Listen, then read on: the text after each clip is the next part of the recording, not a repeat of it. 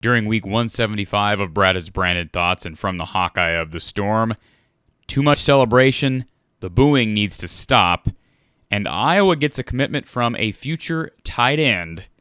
It's always big news when you can say that as an Iowa Hawkeye. Plus, we'll talk about Iowa-Maryland coming up on a short prep week for both teams, a Friday night game. We'll talk about it coming up. This is from the Hawkeye of the Storm. Are you a Hawkeye fan living in Story County? Do you feel isolated, like you're alone in a maze of red?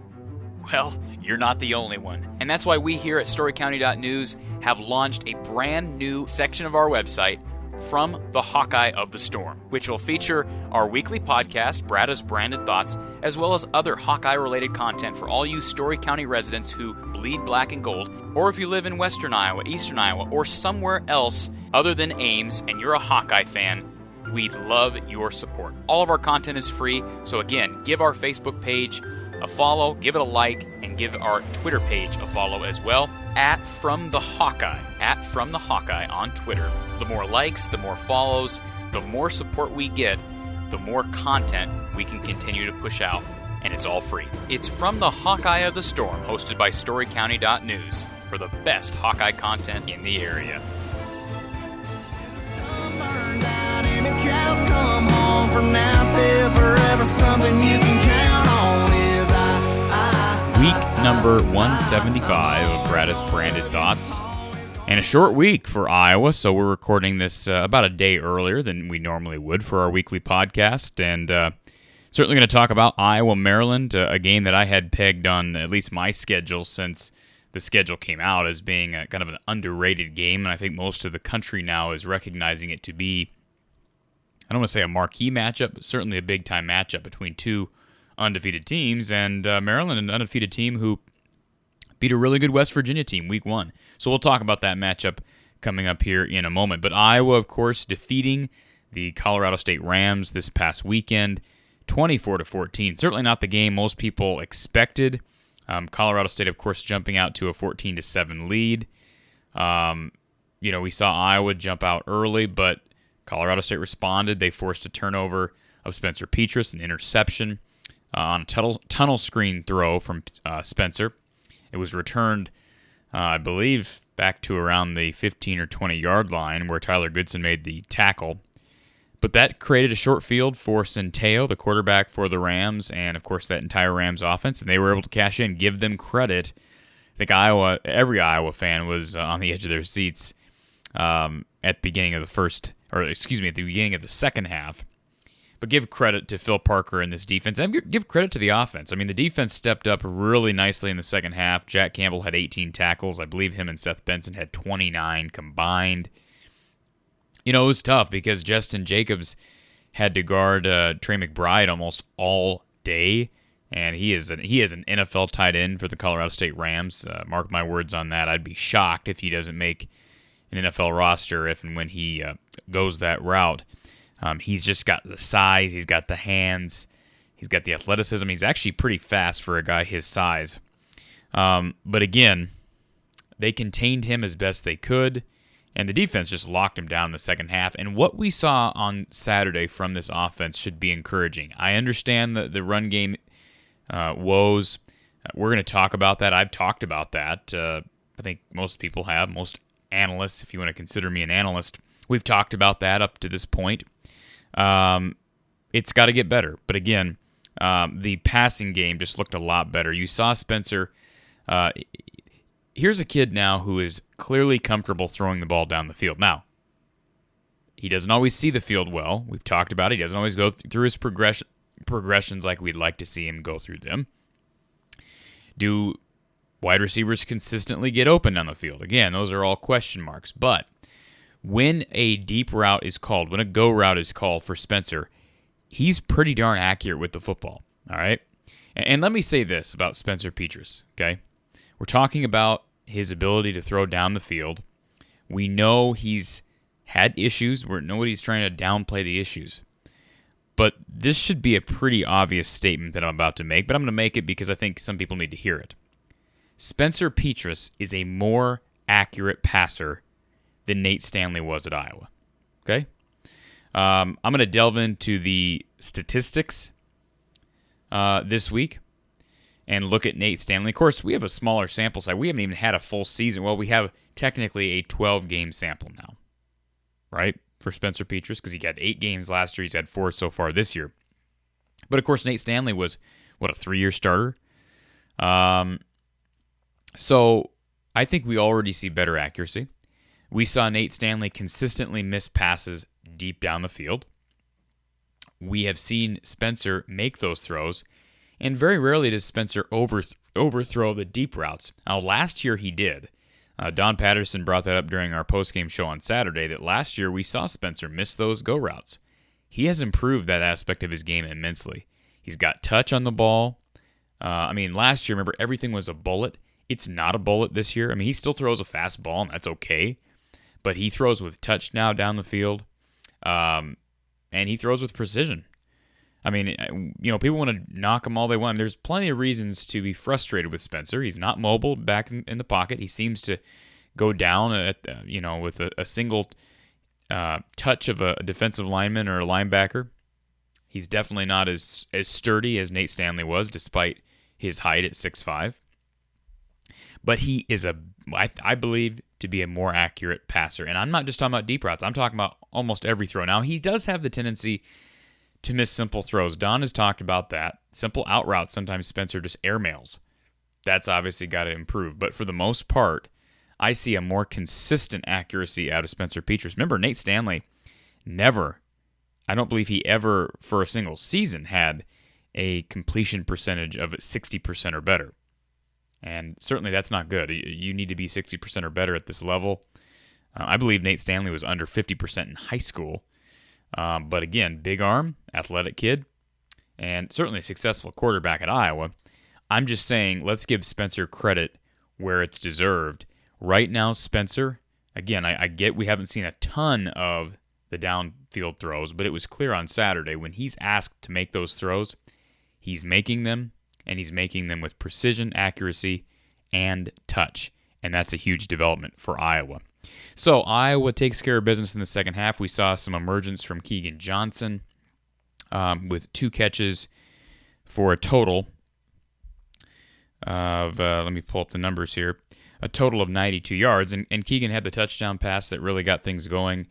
Nico Reganey had a long catch of 34 yards. We saw Sam Laporta with a touchdown grab as well. There was some nice play calling from both sides, from the defense and the offense, especially in that second half. I liked what I saw. Listen, we're not going to celebrate a 10-point victory over Colorado State, but I liked what I saw from the passing game. To me, it's getting better.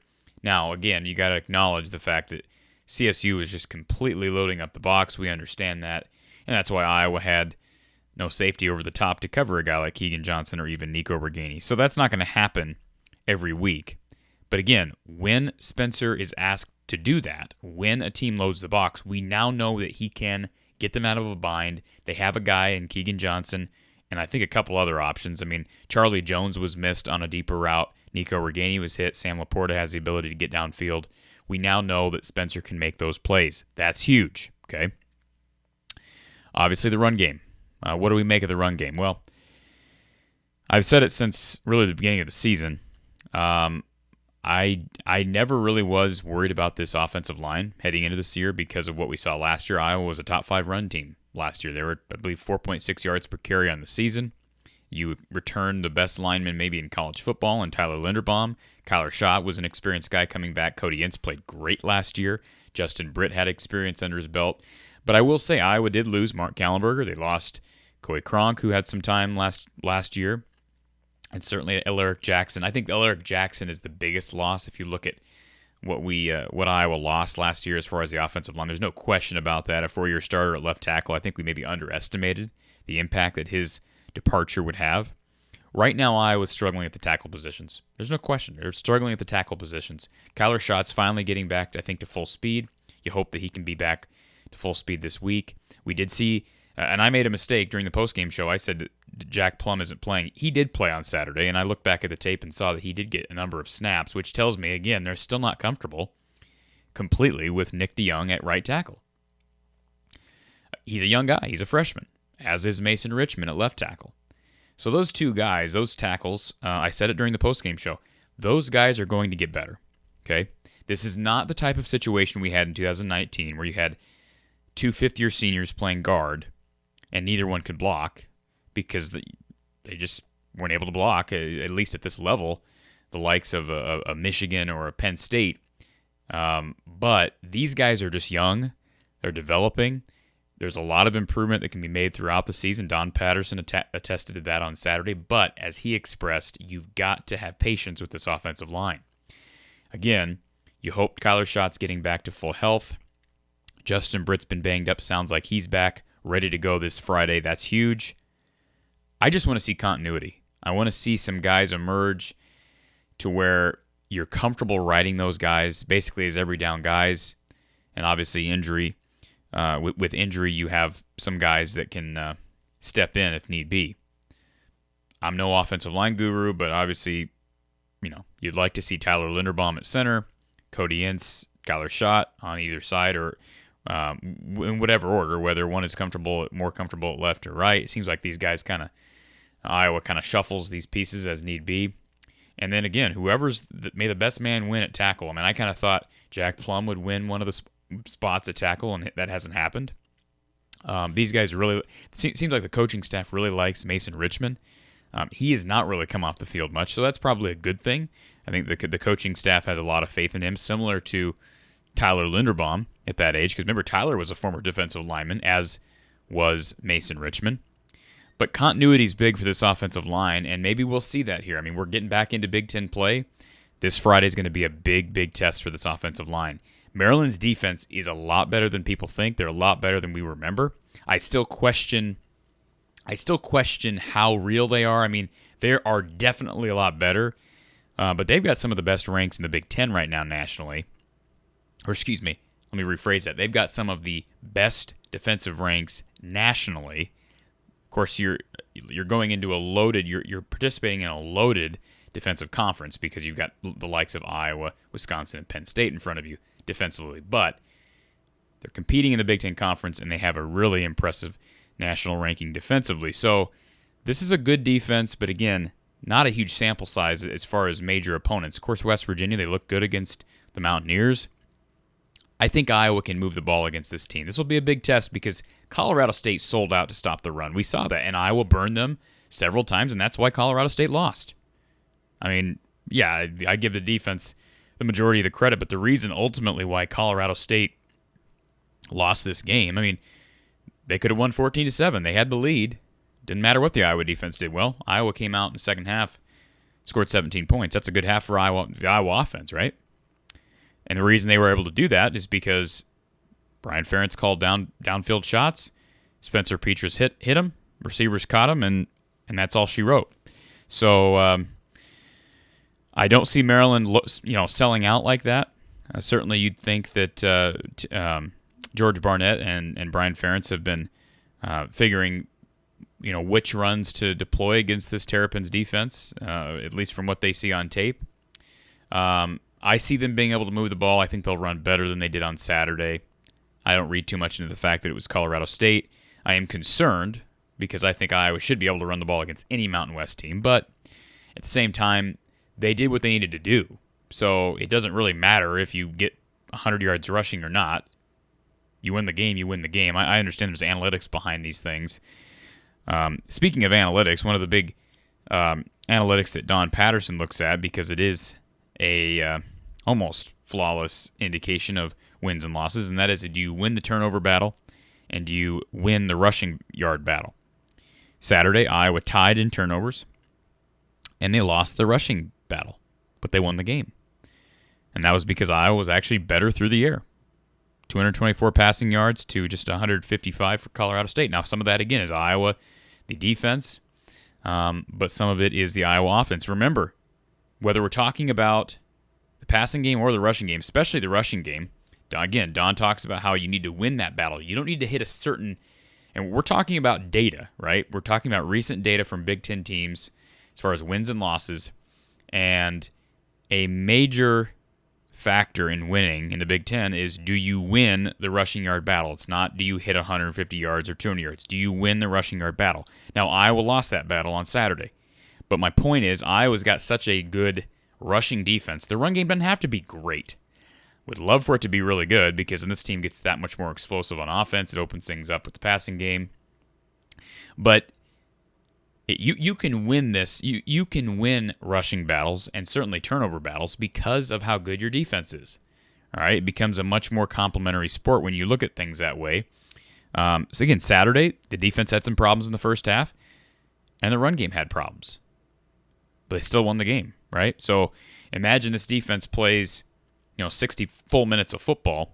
It's going to be hard for anybody to win those two categories against Iowa. I don't care where you're playing. So I think the offensive line will be just fine. Again, let's just wait and see. I would not be surprised to see, and again, these things aren't going to happen overnight, but I would not be surprised to see a jump somewhere, where you actually notice, this is the week that they really took off, or this is the week they took off. I'm not saying it's going to be this week against Maryland. Obviously, you'd like it to be, because then you got Penn State the following week. But remember, the biggest games for Iowa on the schedule are in October and November. Now, again, we are at October 1st this Friday, but I'm talking late October through November, where you play your West opponents. Iowa's still on the East swing. They played Indiana 1. They'll get Maryland. They'll get Penn State. And then I believe they get Purdue in a bye. So you've got some time here to develop before you get to Penn State, to Wisconsin, to Minnesota, and so forth. But I think the offensive line will be fine. Give them some time. Be patient. And I think, again, they'll be just fine.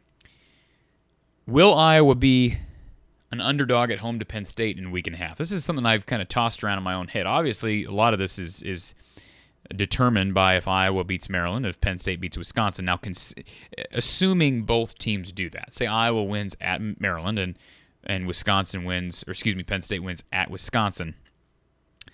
Now, keep in mind, I'm not predicting that. That's a long shot, because those are both tough. Penn State and Iowa both can't be looking ahead this week. They've both got tough games. But assuming that happens, I do see Iowa as the underdog against Penn State. I think nationally, I don't know about Vegas, but I think nationally the narrative right now is that Penn State's a lot better than Iowa. They're just, Iowa's lost a little bit of the zest from those first two wins. I mean, Indiana's struggled. They've lost 2 games. They almost lost to Western Kentucky on Saturday. Certainly we know Iowa State has lost a couple games now. Iowa and now Baylor struggled against UNI. So those games have lost a little bit of their luster. And I could see Iowa being an underdog at home to Penn State. That's not a bad thing, okay? You're disappointed when you see Iowa State, or at least I'm disappointed when I see Iowa State lose, because that hurts Iowa, hurts their strength of schedule and perception. But really, who cares about perception at this point? I mean, we shouldn't really care about that at this point. You want those teams to do well, but I'm just fine with people downplaying Iowa. I'm just fine with people counting Iowa out. Remember, they're still a top 5 team nationally, at least in the AP and coaches polls right now, which, by the way, they are number 5 in both polls this week. But I'd be okay with being underdogs at home against Penn State. It's going to be a 3 p.m. game on Fox.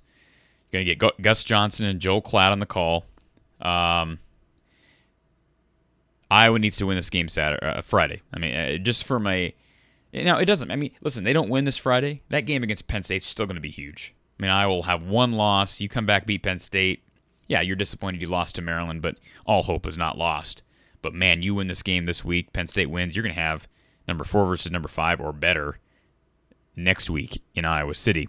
I want to talk briefly about the celebration rule. And I know we talked about it during the postgame. This is a ridiculous rule. I think back to 2017, Akram Wadley high-stepping against North Texas, had a touchdown removed because of that. Iowa actually struggled in that game, ended up winning against the Mean Green, but it needs to stop, okay? There are enough issues right now with officials. The targeting rules are ridiculous. I'm fine with enforcing helmet-to-helmet contact. I'm all for targeting, but the fact that a player has to miss as much time that they're disqualified for the remainder of the game and they may miss part of the following game is ridiculous. There needs to be levels of targeting. It shouldn't just be one size fits all. There should be levels of targeting to where, okay, a guy led with the helmet, unintentionally, but he did hit with the crown of the helmet. Okay, here's a 15-yard penalty. You stay in the game. We believe this to be intentional. Again, a lot of this is up for debate, I guess, but we believe this was a hit that was intentional. It was a dangerous hit. Okay, maybe you're disqualified, or maybe it's a situation where you get a warning, but your team gets a 30-yard penalty. There are other ways to do it rather than just say, okay, one size fits all. Everybody that it's hit with targeting is disqualified. It's just a stupid rule. So officials should be worrying about that, not worrying about if Sam Laporta spins the ball in the end zone. I mean, just ridiculous. Okay? Who cares if a player...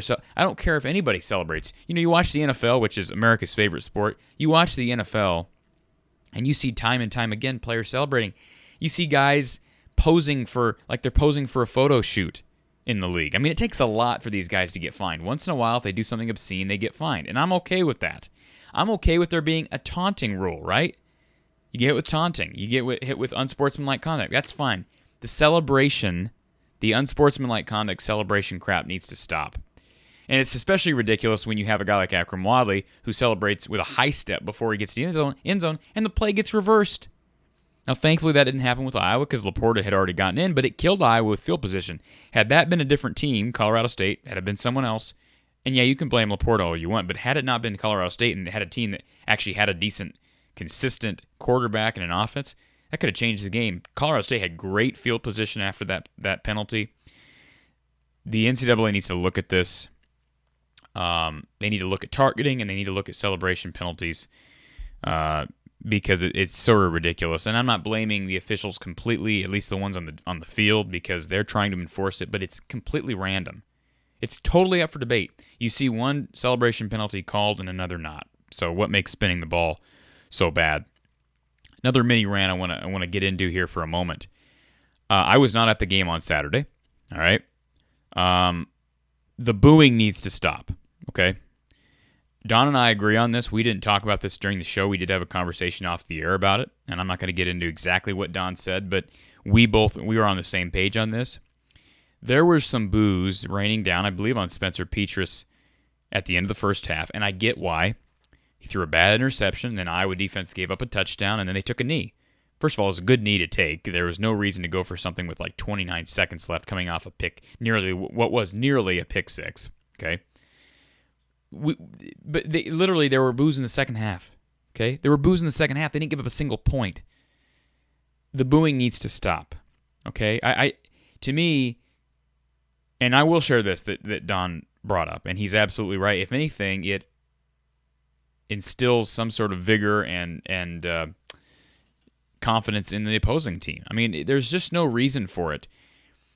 And that kind of leads me into part 2 of my rant, and that's about Spencer Petrus, okay?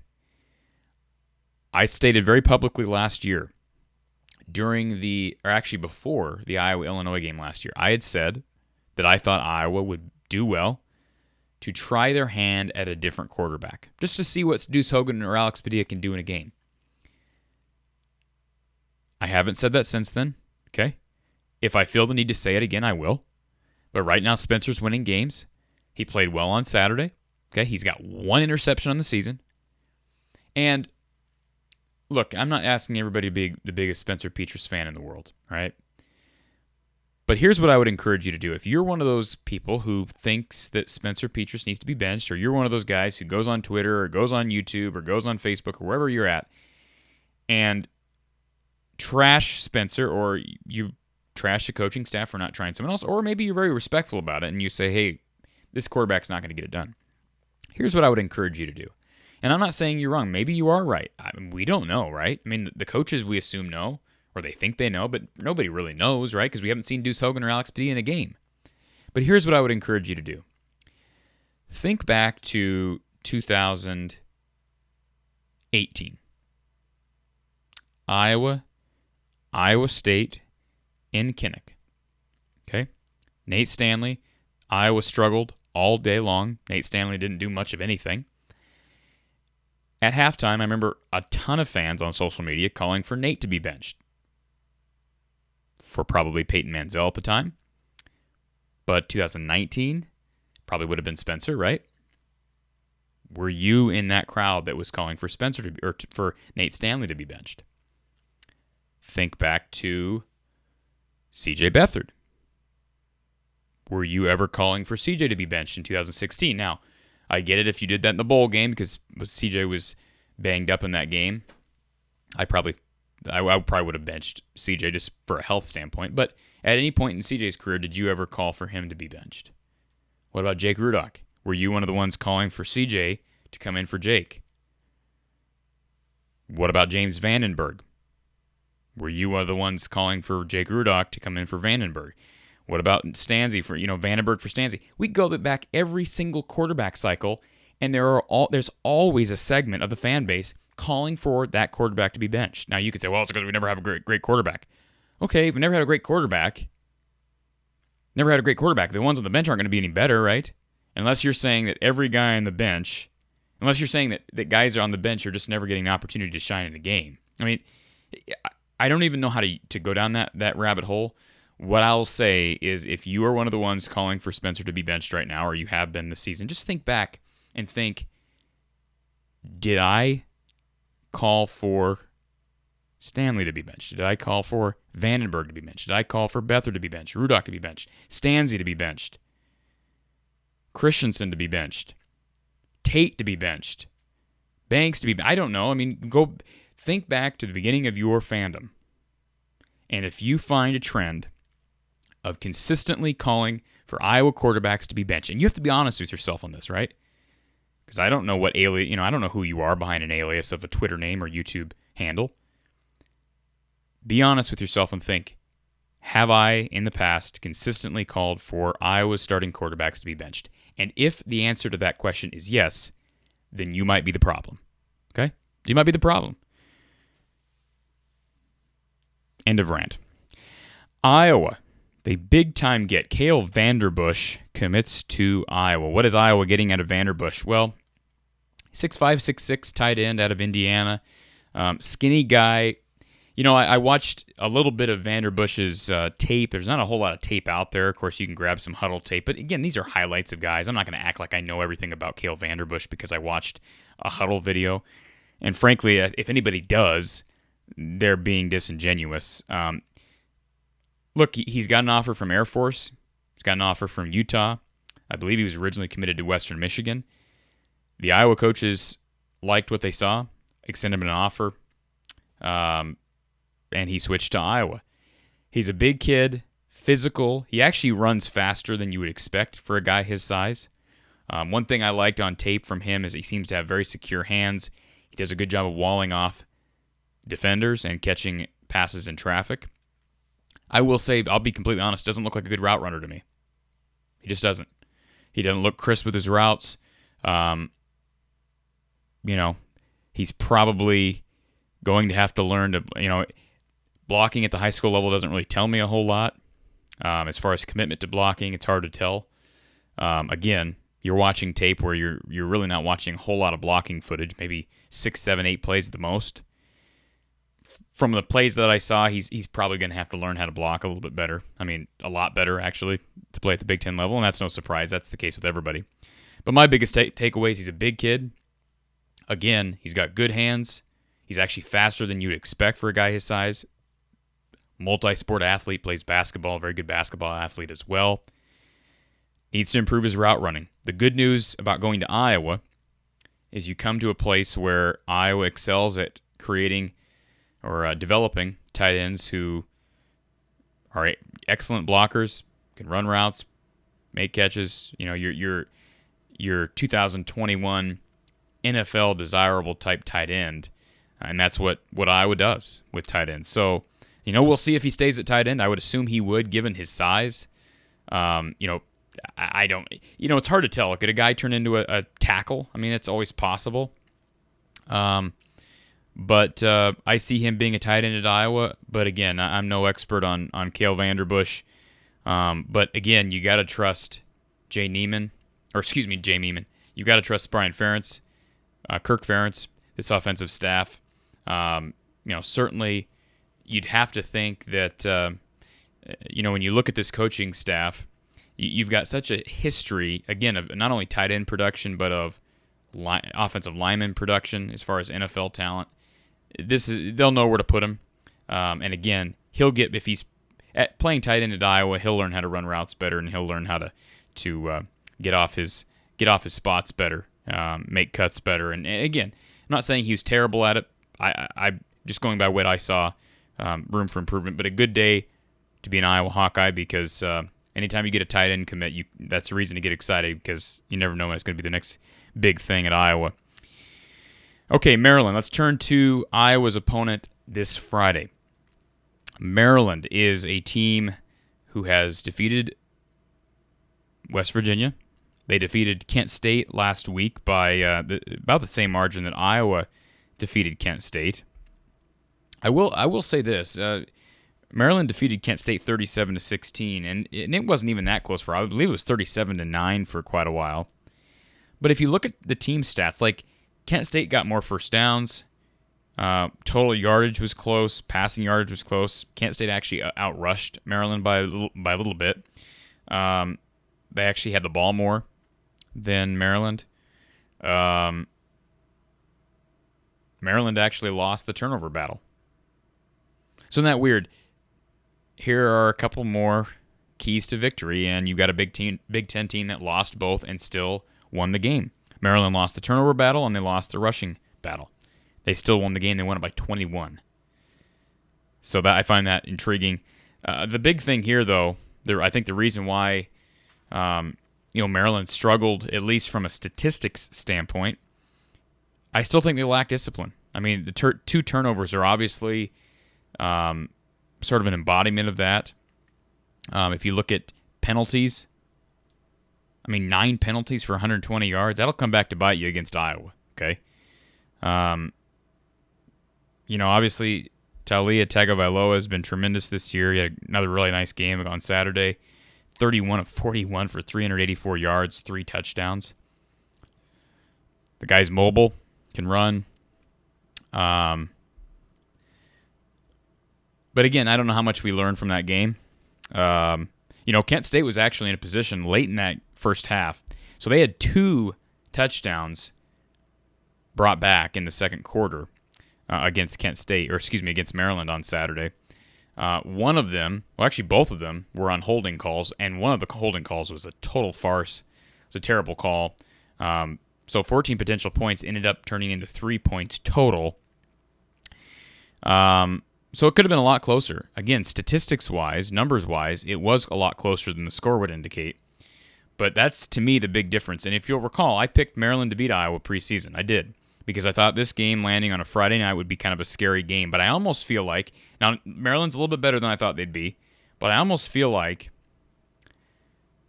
this is a good thing with the fact that Maryland's quarterback's getting all this hype. You've got an undefeated Terrapins team. Iowa struggling a bit with Kent State and Colorado State. I actually think that's a good thing for Iowa. Again, before the season started, I kind of saw this as a trap game the week before Penn State. The week after, or really the week after 2 games where not a whole lot of hype and you can kind of sleepwalk through them and win. Iowa wasn't able to do that. A lot of respect is being given Maryland. I just don't see this being a trap game in any way now. And even though Maryland's better, I'm actually taking Iowa in this game. Again, I think the Iowa run game will play better. I think you're going to see, hopefully, we'll see some more continuity with Kyler Schott getting more snaps this week. Justin Britt, again, is healthy. So, we'll see. We'll see how many snaps Britt gets. Obviously, Insk is going to get a lot of snaps, too. I could see Britt kind of trading spots here and there with Schott. But what we saw from the passing game last week was encouraging. The run game is really the missing puzzle. I'm not saying the passing game is perfect right now, but the run game is the missing puzzle. And if there's one aspect of Iowa's offense that you would expect them to be able to make progress in, I'm not saying they're going to be setting the world on fire by the end of the year, but if there's one area you'd expect them to make progress in, it would be the offensive line. Because pass protection wasn't great either on Saturday. Okay, there were too many hits on Spencer. There was a play, I think in the third quarter, might have been the fourth quarter, where Charlie Jones was wide open on a deep route, and Spencer tried to get it to him and got his hand hit because it was a breakdown on the offensive line. I think those things will improve. I expect Iowa to be able to contain Maryland for the most part, but Dante Demas, one of the best wide receivers in the Big Ten. One of the best quarterbacks in the country, maybe the best quarterback in the Big Ten. I mean, you look at the quarterbacks in the Big Ten right now. This is a. I said it before the season started. This is a very favorable year for Iowa to win the West because there's not a whole lot of studs at quarterback. I mean, who are your best quarterbacks? Tagovailoa. We thought maybe Penix, but he's been playing terribly. Graham Mertz looks terrible right now. Sean Clifford, maybe. C.J. Stroud. I mean, it's not a great year for the quarterbacks in the Big Ten Conference. So, to me, this is an opportunity for Maryland to really make some noise. But again, if I'm Iowa, I think one big thing that I expect to see on on Friday night, Iowa's had a knack all season for getting their hands, as far as the defensive line is concerned, for getting their hands up on the football, knocking passes down, deflecting balls. I could see Iowa getting a couple picks because of the fact that Iowa, again, has a knack for doing that. And Talia Tagovailoa is not even 6 foot. He's like 5'11", maybe 5'10". So if there's any team that's going to cause him problems as a result of his height, it might be Iowa. Just because, again, Iowa's very active with their hands along that defensive line. I think Iowa wins this game. I'm going to take Iowa 28, Maryland 24. Iowa 28, Maryland 24. Which is right about where the line is. Right now, Iowa is favored, I believe, by 3.5. Number 5 team in the country. We got 2 undefeated teams. The bad news for Friday is you get Tim Brando back. Look, Tim is a veteran with Fox. He's been around forever. He did not call a good game Saturday. The good news is Iowa can look forward to Gus Johnson and Joel Klatt next week. Iowa fans can. So, again, big game this Friday night. We'll be here, of course, giving you our weekly picks. We'll be releasing those Thursday night here from the Hawkeye of the Storm on YouTube, and we will also upload those picks to our podcast platforms, which include Spotify, Apple, Amazon, Google, Anchor, and more. And then, of course, we'll be over at Iowa at the Voice of College Football throughout the week, previewing the game, and following the game on Saturday, we'll be taking your calls, taking your chats, taking your questions live after the game over at Iowa at the Voice of College Football. Iowa at the Voice of College Football will be joined live by former Iowa coach Don Patterson, who joins us every week to break down hopefully Iowa's win against Maryland. Thank you for joining us. Week 175 of Brada's Branded Thoughts. And again, swing on over to Iowa at the Voice of College Football. If you haven't already done so, subscribe and catch all of our coverage leading up to Iowa's big game against Maryland this Friday night. We'll talk to you soon. Go Hawks.